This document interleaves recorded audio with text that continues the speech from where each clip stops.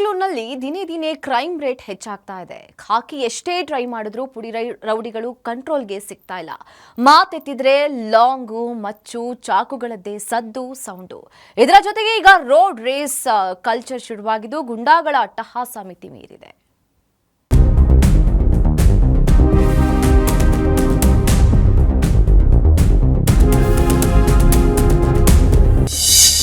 ಬೆಂಗಳೂರಿನಲ್ಲಿ ಪೋರ್ಕಿಗಳ ಗುಂಡಾಗಿರಿ.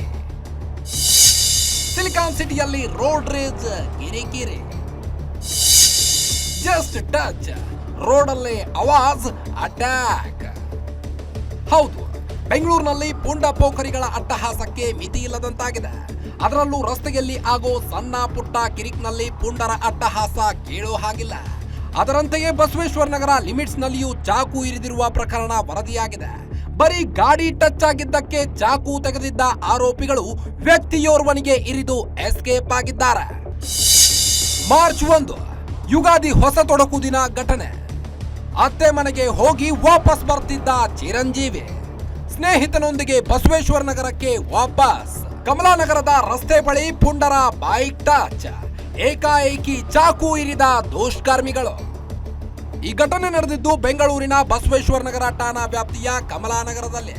ಮಾರ್ಚ್ 1ನೇ ತಾರೀಕು ಚಿರಂಜೀವಿ ಎಂಬಾತನ ಮೇಲೆ ನಡೆದಿದ್ದ ಘಟನೆ ತಡವಾಗಿ ಬೆಳಕಿಗೆ ಬಂದಿದೆ.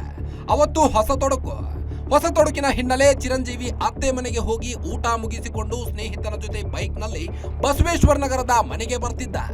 ಕಮಲಾನಗರದ ರಸ್ತೆಯೊಂದರ ಬಳಿ ಹೋಗ್ತಿದ್ದ ಯುವಕರಿಗೆ ಬೈಕ್ ಟಚ್ ಆಗಿದೆ. ಅಷ್ಟಕ್ಕೆ ಕೋಪಗೊಂಡಿರುವ ಆರೋಪಿಗಳು ಏಕಾಏಕಿ ಜಗಳ ತೆಗೆದು ಚಾಕು ತೆಗೆದವರೇ ಚಿರಂಜೀವಿ ಬಲಭಾಗದ ಭುಜದ ಬಳಿ ಇರಿದಿದ್ದಾರೆ. ಈ ವೇಳೆ ಗಾಯಾಳು ಜೊತೆಗಿದ್ದ ಸ್ನೇಹಿತನ ಮೇಲೂ ಹಲ್ಲೆಗೆ ಮುಂದಾಗಿದ್ದ ಇಬ್ಬರು ತಪ್ಪಿಸಿಕೊಂಡು ಹೋಗಿದ್ದಾರೆ.